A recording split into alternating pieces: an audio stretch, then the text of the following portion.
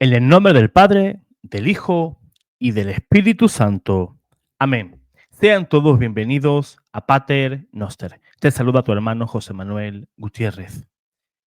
Hoy quiero tocar un tema muy importante, porque es totalmente alarmante lo que estamos viviendo en los últimos años, en los cuales pues los católicos pues colocan por encima la revelación privada a la revelación pública.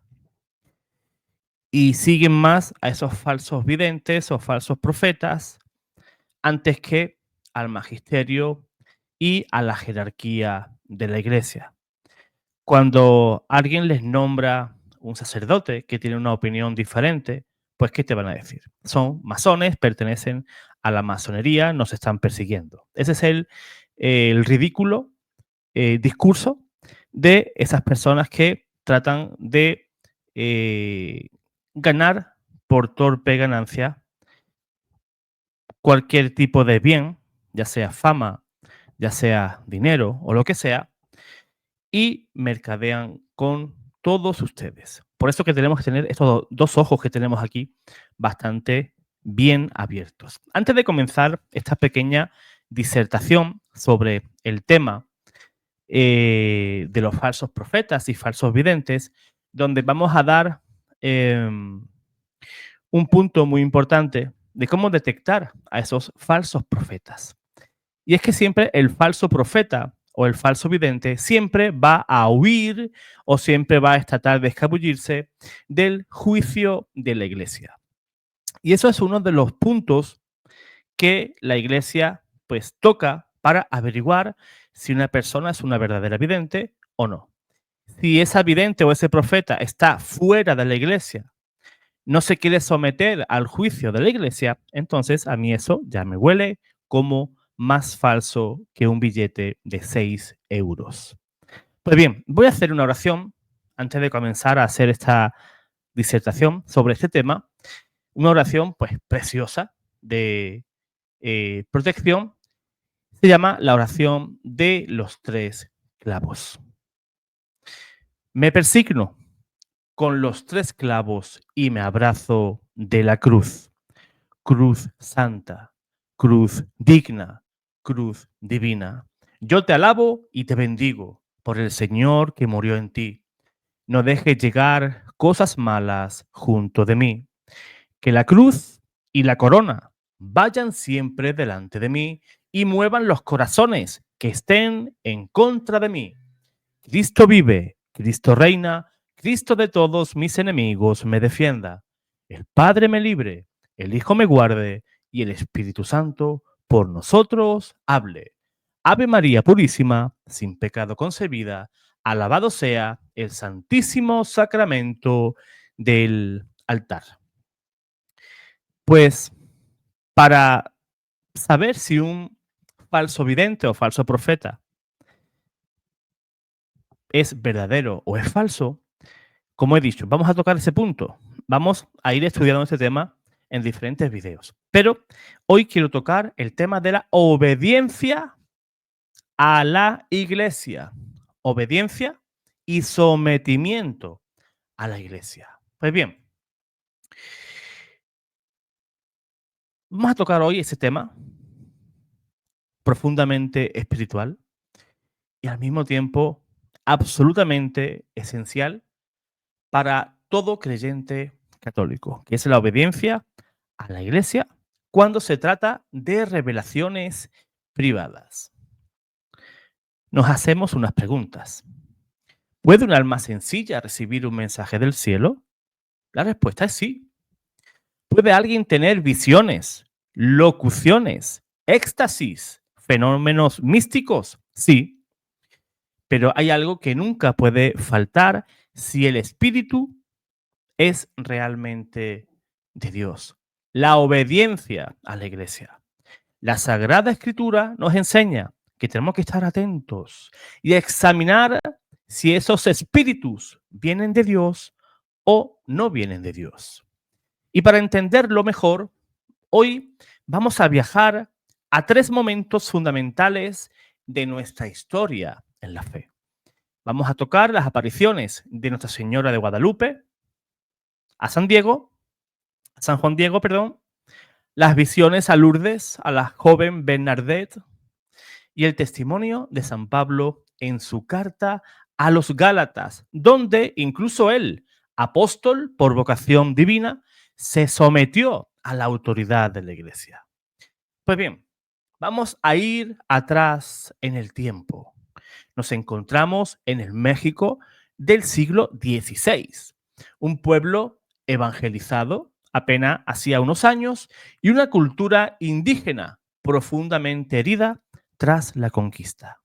En ese contexto, un hombre sencillo, un indio llamado Juan Diego, caminaba cada semana larguísimas horas para asistir a la catequesis y a la Santa Misa. Ama a Dios y tiene el corazón dispuesto. Un día, al pasar por el cerro del Tepeyac, una señora del cielo se le aparece. No se presenta simplemente como María, sino como la madre del verdadero Dios, por quien se vive. Le pide, fíjense, que vaya al obispo, Fray Juan de Zumárraga, y le diga que desea que se construya un templo en ese lugar. Y aquí viene lo decisivo. Juan Diego no intenta actuar por cuenta propia, no organiza peregrinaciones, no proclama su visión en voz alta, no busca seguidores, simplemente obedece. Va al obispo, quien naturalmente no le cree de inmediato, y ahí podríamos esperar que Juan Diego pues se frustrara. ¿No es acaso la voluntad del cielo? ¿No ha visto a la reina del cielo con sus propios ojos? ¿No sería más fácil desobedecer y construir un templo sin el permiso del obispo? Pero no, obedece humildemente y regresa al Tepeyac. La Virgen le pide que insista y él obedece de nuevo. Esta vez el obispo le pide una señal. La Virgen no se molesta por el escepticismo del obispo, que al principio es reacio. No se queja, lo aprueba. La Iglesia tiene el derecho de examinar. Y así se produce el milagro de las flores en el manto y la tilma con la imagen que queda estampada milagrosamente. ¡Qué lección tan poderosa! La verdad de la aparición no se impuso por la fuerza, no se impuso por la emoción, se manifestó en obediencia. Y no fue hasta que la autoridad eclesial la aprobó que se construyó el templo. Ese sería el primer ejemplo de obediencia, no solamente de San Juan Diego, sino la obediencia del cielo. El cielo sabe esperar y busca siempre el juicio de la Santa Iglesia. Ahora vayamos un poquito atrás en el tiempo. Ahora estamos en Francia, siglo XIX, en un pequeño pueblo llamado Lourdes. Una jovencita analfabeta, Bernadette Soubirous, tiene una serie de visiones de una bella señora en una gruta. La Virgen no se identifica de inmediato. Solo le pide que regrese allí, a ese lugar, cada día, que rece el Santo Rosario y que le diga al párroco que se construya allí una capilla y que la gente vaya en procesión. Cuando Bernadette lleva este mensaje al párroco, este no le cree. Le exige una prueba. Quiere saber quién es esa señora que se le aparece. Bernadette, de nuevo, pues no se revela, no se victimiza, no acusa a la iglesia de incredulidad y mucho menos que la iglesia es masona, que está presidida por un papa masón, por los sacerdotes y obispos que pertenecen a la logia, sino que obedece.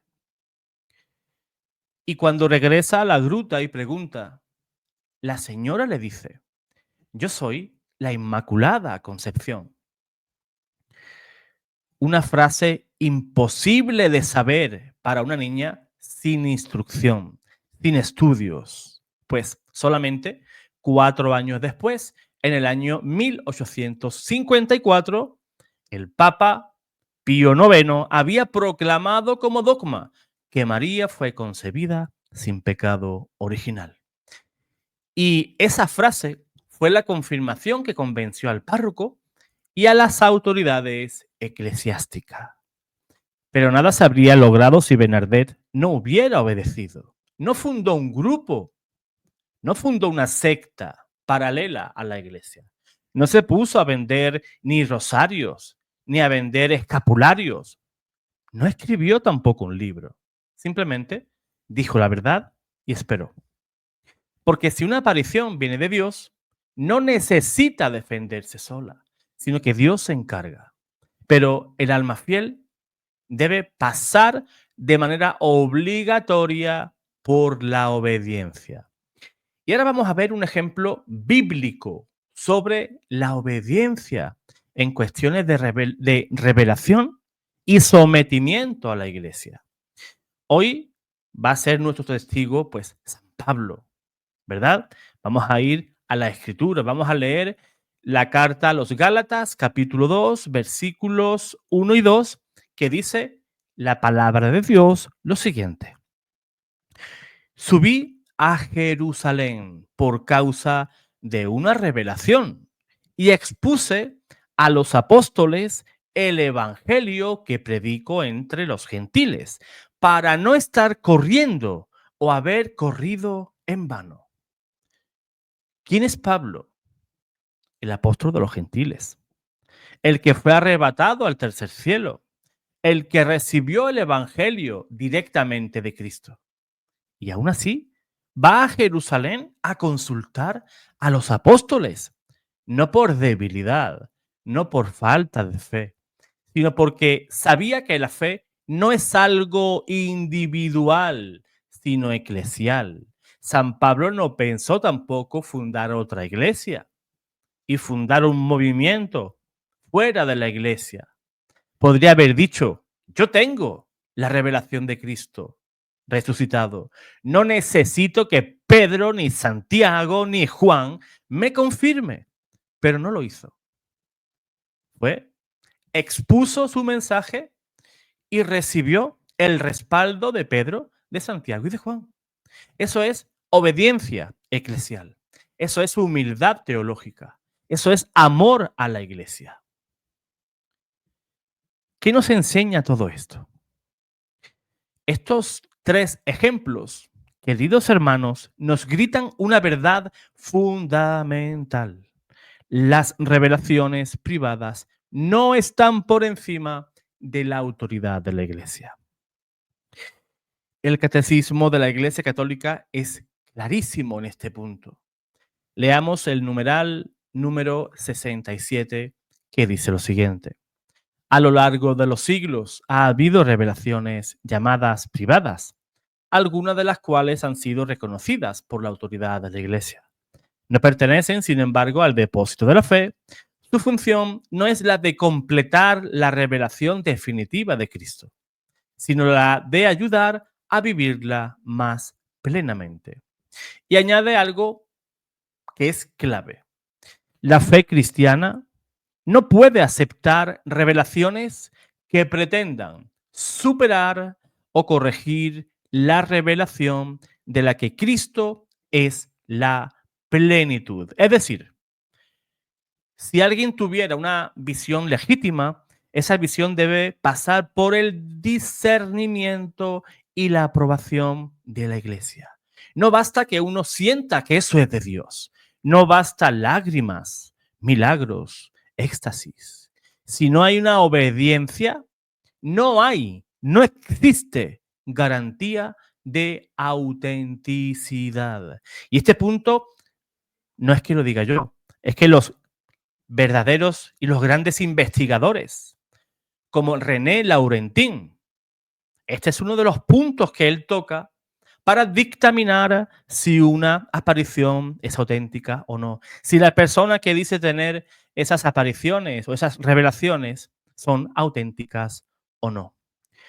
Pues hoy en día abundan personas que dicen recibir mensajes, profecías, revelaciones del cielo.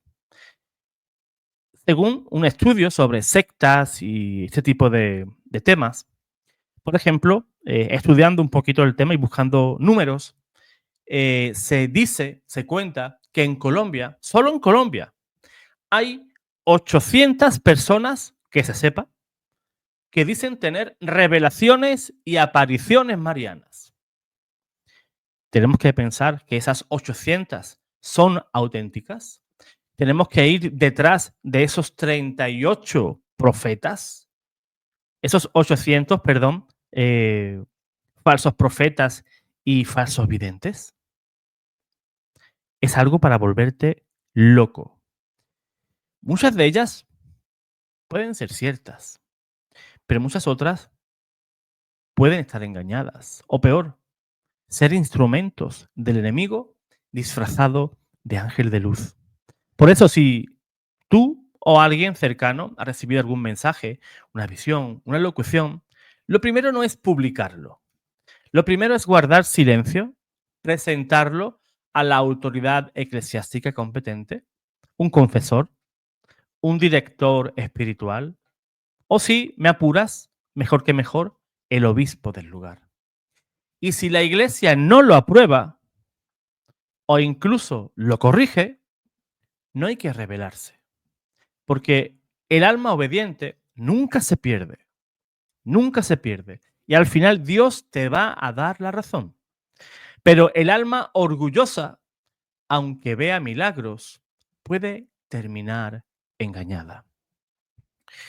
Concluyendo, San Juan Diego, Santa Bernadette y San Pablo nos dan la clave. Toda revelación auténtica viene con la marca de la obediencia. Dios no se contradice, no nos manda mensajes privados que contradigan a su iglesia. Él ha puesto pastores y les ha dado autoridad. Y aunque sean hombres frágiles, pecadores, Él se sirve de ellos. Así que si alguna vez crees haber escuchado algo del cielo, recuerda, no basta con ver, no basta con oír, hay que obedecer, porque Dios no quiere genios solitarios, sino hijos completamente fieles. Así que con esta pequeña disertación que hemos hecho, espero que aprendas, hermano, a diferenciar al falso profeta con lo que realmente viene de parte de Dios. Dios te guarde, Dios te bendiga.